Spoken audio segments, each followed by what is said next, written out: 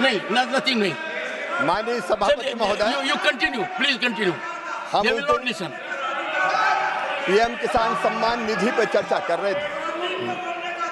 मुझे कहते हुए गर्व है, कांग्रेस ने किसान को प्रत्यक्ष सहायता की बात तो की, लेकिन कभी प्रधानमंत्री किसान सम्मान निधि जैसी योजना कांग्रेस ने नहीं बनाई। माननीय सभापति महोदय,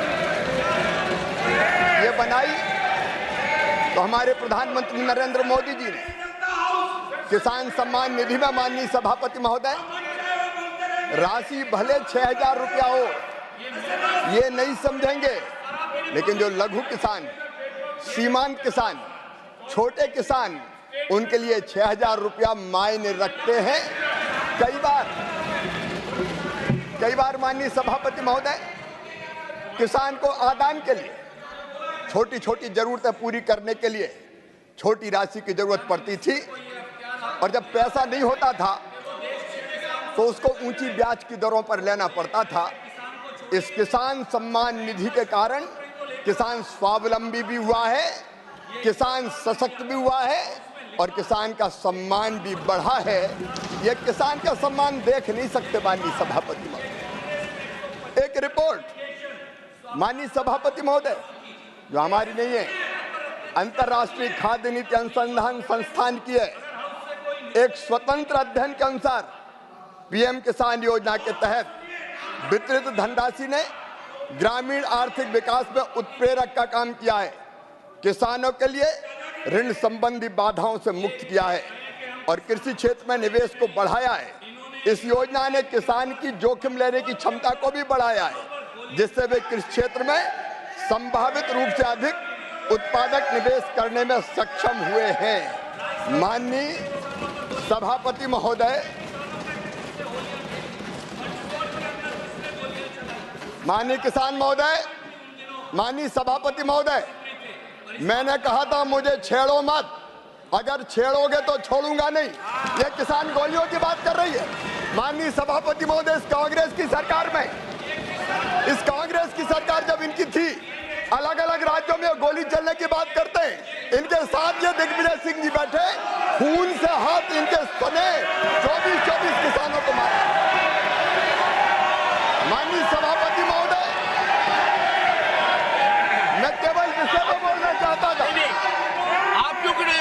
अब इनने छेड़ा है, अब इनने छेड़ा दिए। सुन ले मंत्री जी को। 1986 में जब कांग्रेस की सरकार बिहार में थी, 23 किसानों की मौत गोलीबारी से हुई थी इनके सरकार।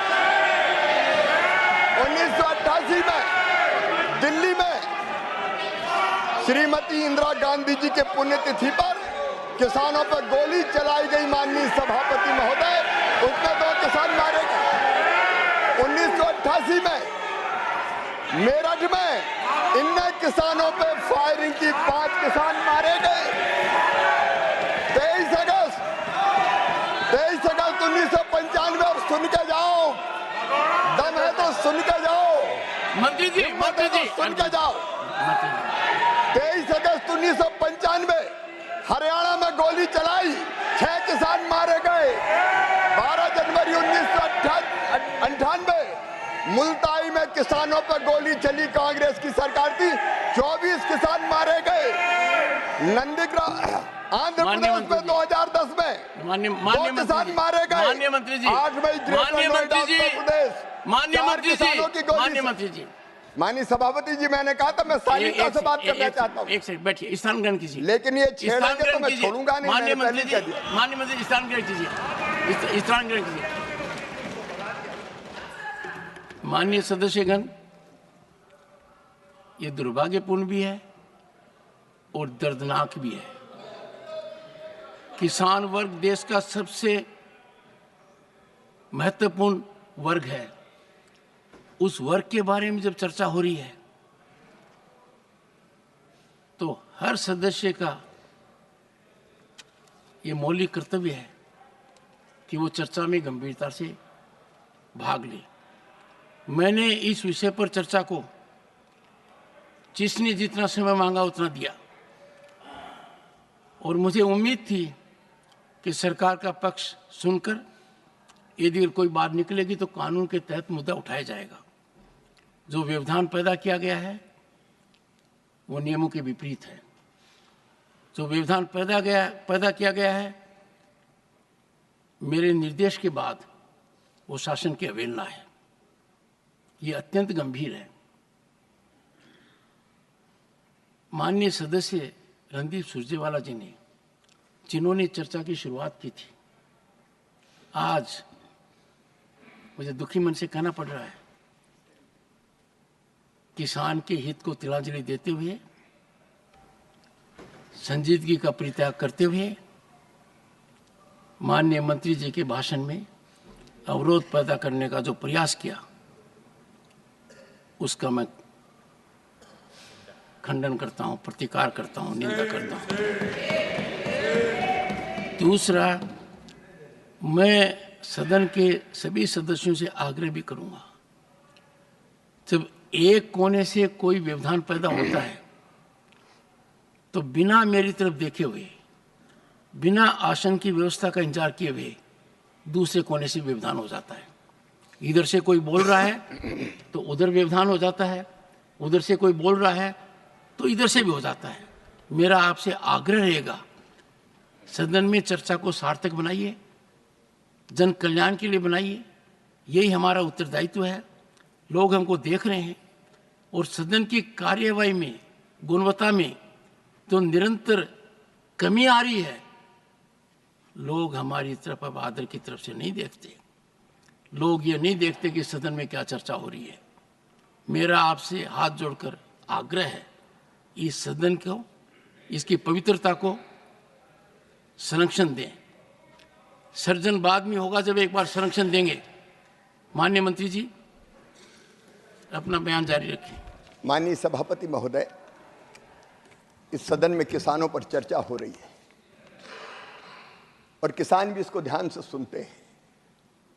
मैं पूरी गंभीरता से अपनी बात पूरी करना चाहता हूं, लेकिन मैं जब कृषि मंत्री बना माननीय सभापति महोदय, तो मुझे लगा कि मुझे जितने प्रधानमंत्री भारत में आज तक हुए हैं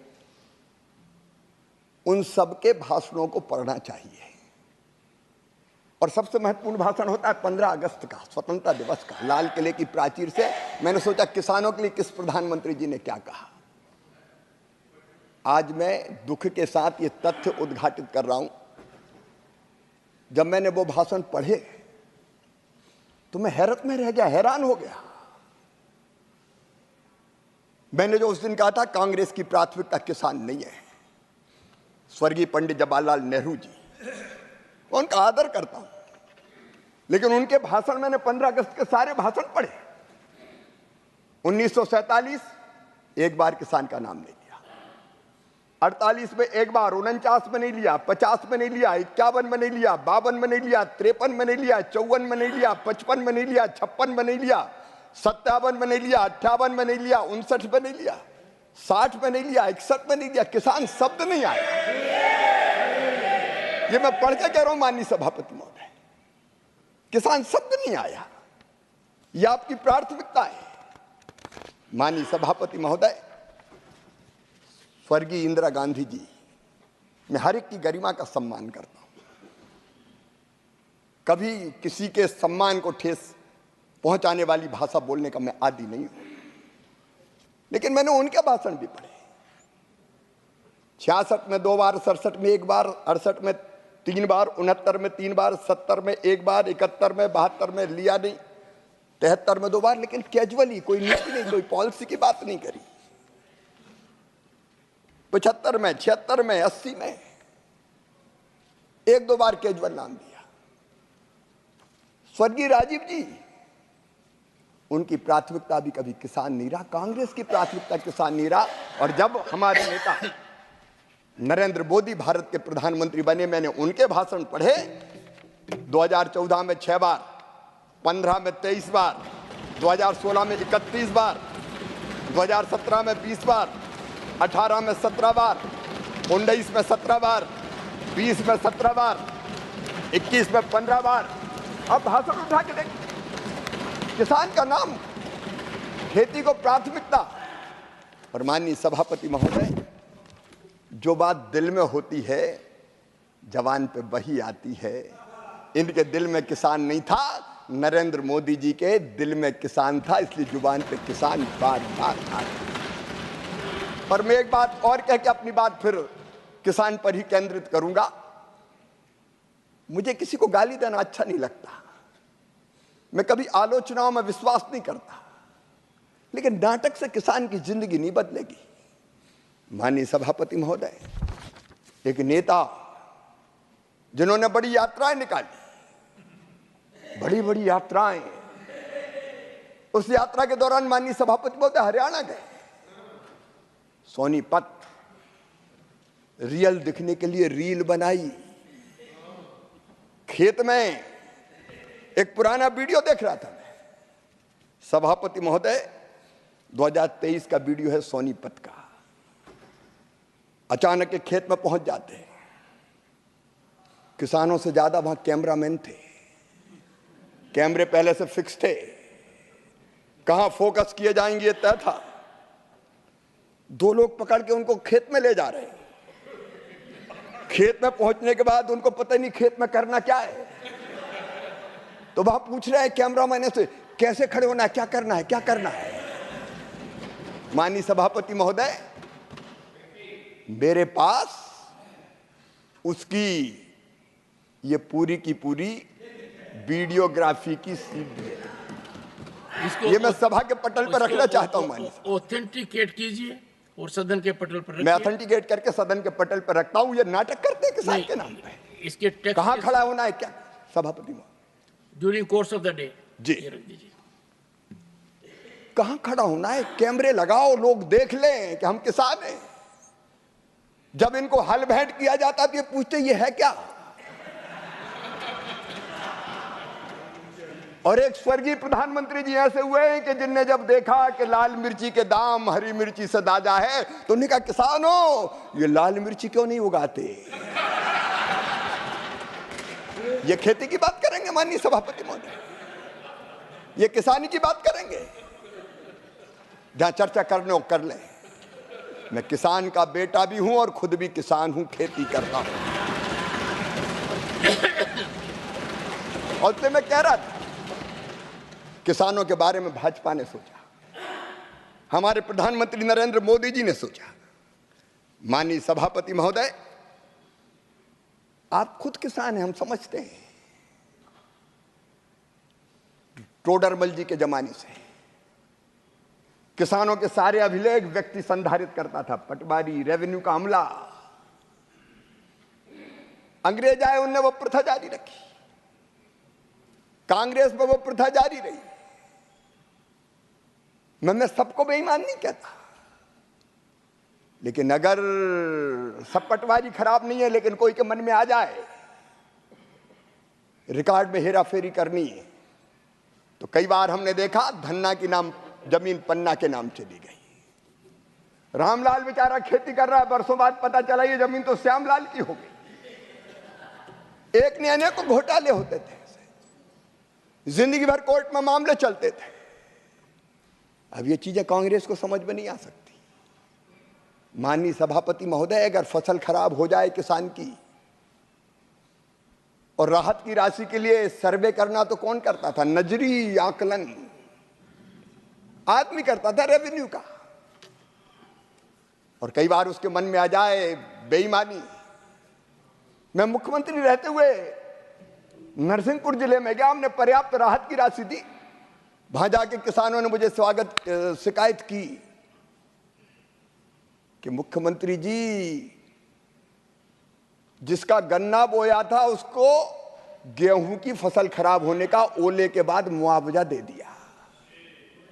पटवारी के मन में अगर आ गया तो इधर के उधर लिख दी।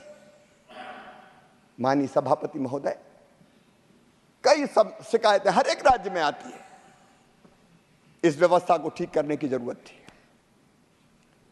और मैं हमारे विजनरी प्रधानमंत्री श्रीमान नरेंद्र मोदी जी को हृदय से धन्यवाद देना चाहूंगा।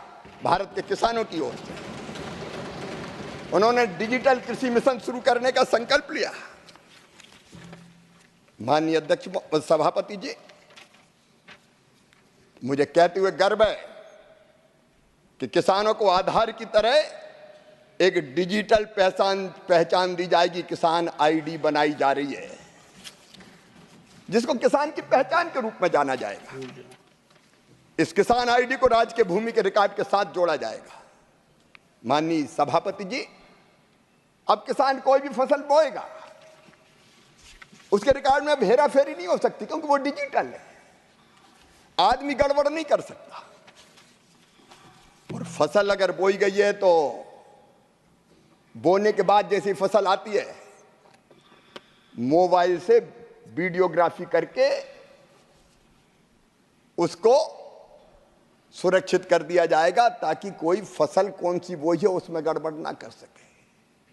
और किसानों के नुकसान का आकलन अब हम ये व्यवस्था बना रहे हैं कि आदमी नहीं करेगा, व्यक्ति नहीं करेगा, सीधे रिमोट सेंसिंग के माध्यम से होगा। जैसा नुकसान होगा वो 100% वैसे ही आ जाएगा और किसान को पूरा, जो पात्र किसान है, पूरी राहत दी जाएगी। ये डिजिटल कृषि मिशन का हम प्रारंभ कर रहे हैं। माननीय सभापति महोदय, खेती के लाभ को अगर बढ़ाना है तो होलिस्टिक दृष्टिकोण अपनाना पड़ेगा। मेरे प्रधानमंत्री जी ने मुझे निर्देश दिया कि बैठ के सोचो, खेती और खेती से संबंधित सारे विभाग एक दिशा में कैसे सोचे।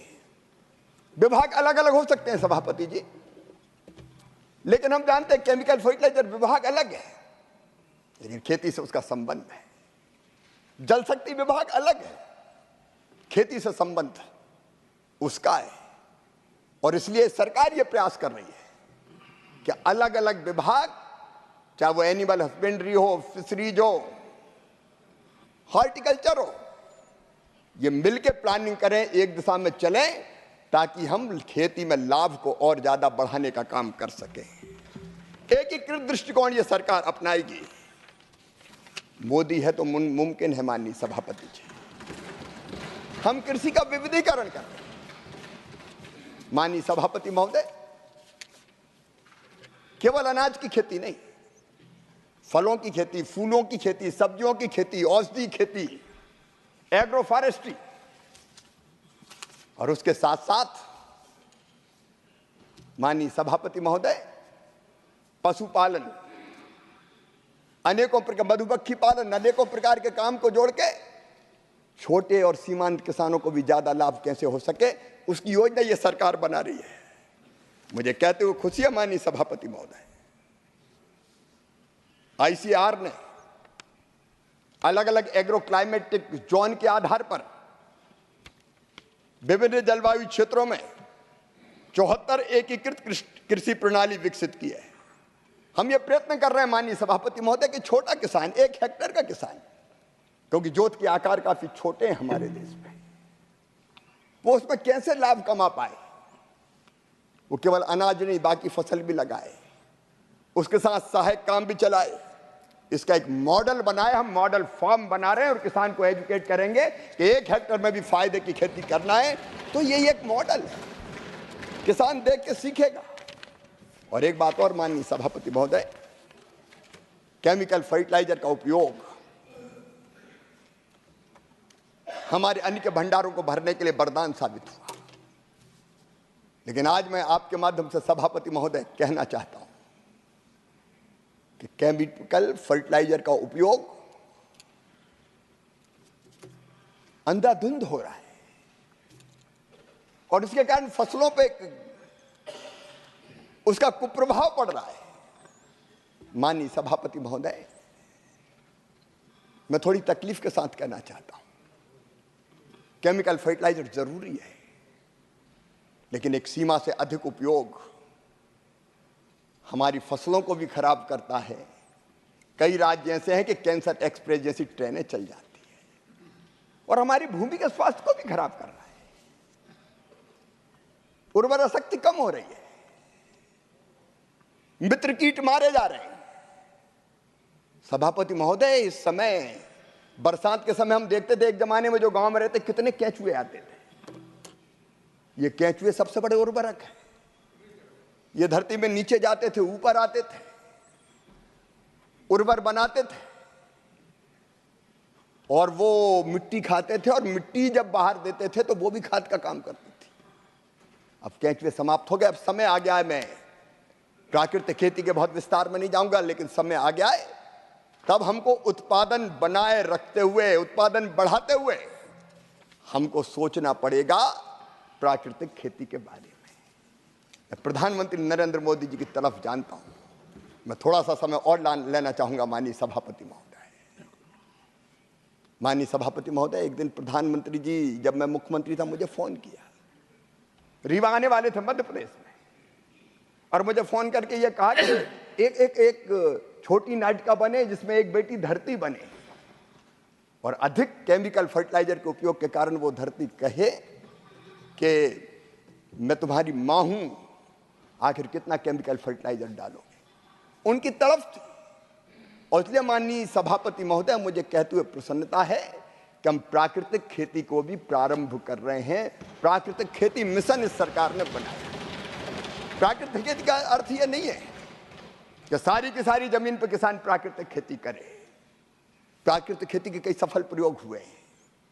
गुजरात के राज्यपाल देवव्रत जी ने अनेकों प्रयोग किए। कई राज्यों में किसान प्राकृतिक खेती कर रहे हैं, और इसलिए अब धीरे धीरे 1 करोड़ किसानों को सेंसिटाइज करेंगे, जागरण करेंगे। उनमें से 18,75,000 किसानों से जो ट्रेंड होंगे प्राकृतिक खेती में पहले लाएंगे। 7.5 लाख हेक्टेयर जमीन में हम प्रारंभ करेंगे, पूरी जमीन में।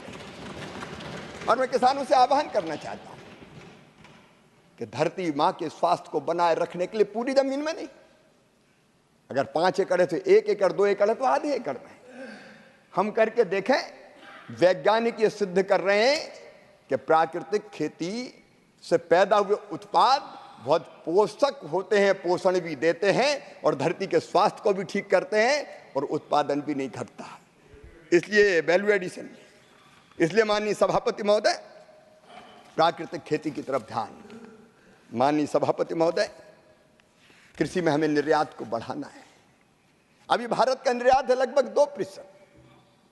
इसको लगातार 10 साल में बढ़ा है। मुझे कहते हुए गर्व है, मोदी जी के नेतृत्व में ये लगातार बढ़ा है।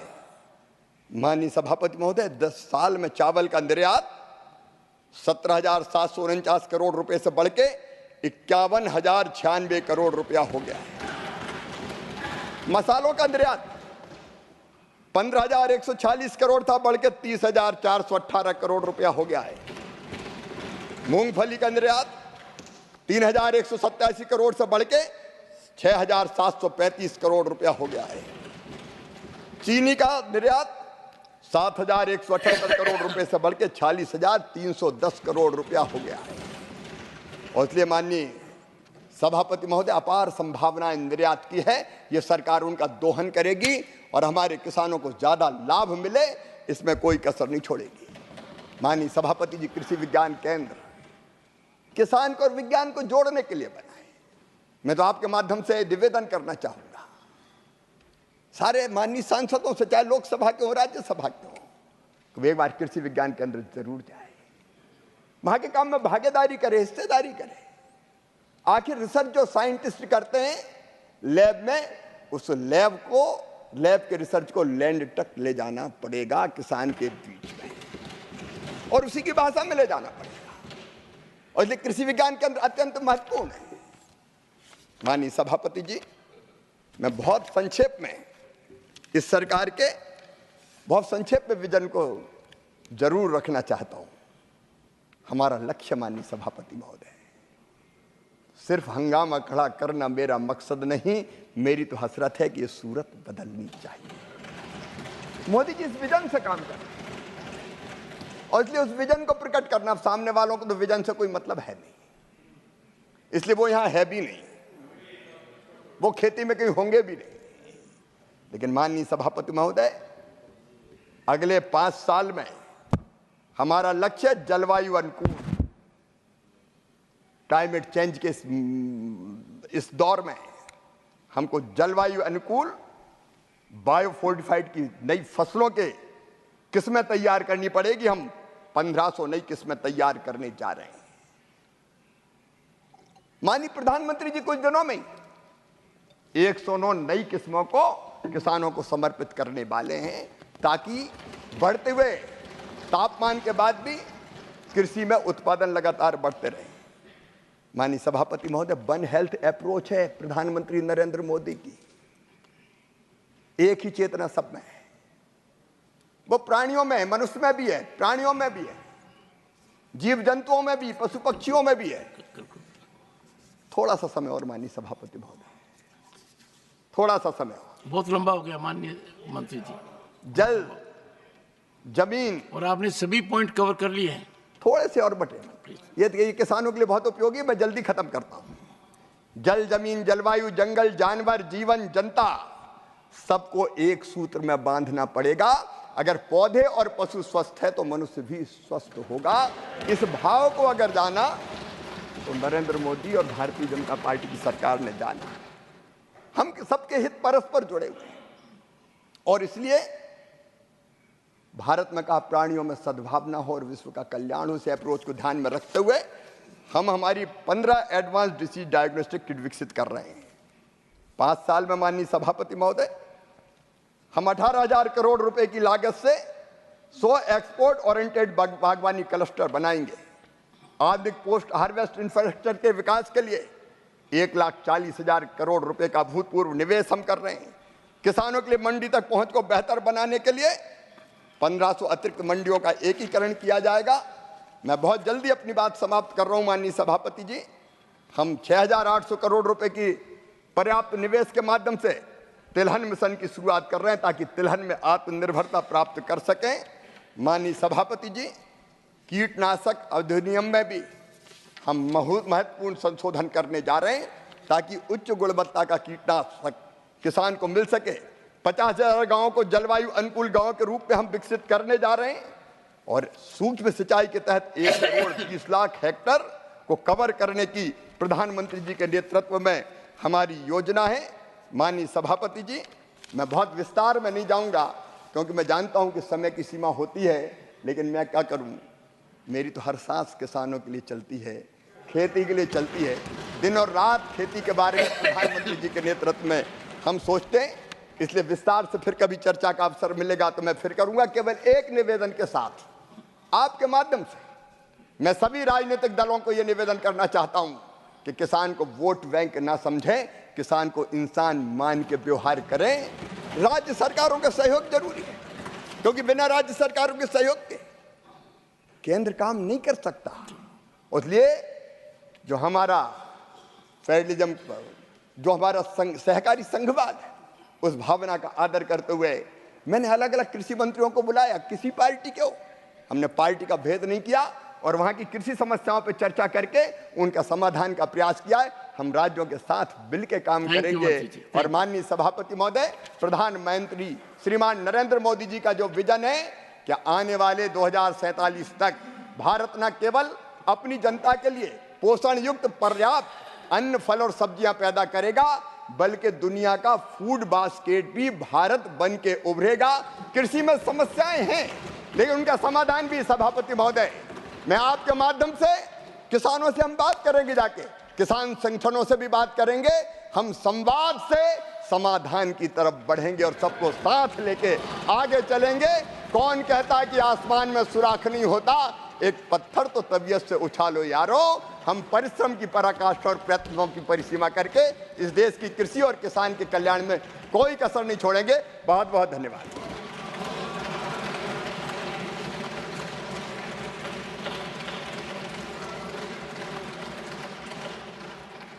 माननीय मंत्री जी, किसान के दिल में घुस जाइए, और जो भी समाधान बाकी है अविलंब उसका निराकरण हो। ये देश के हित में है, देश के विकास में बहुत सहायक होगा।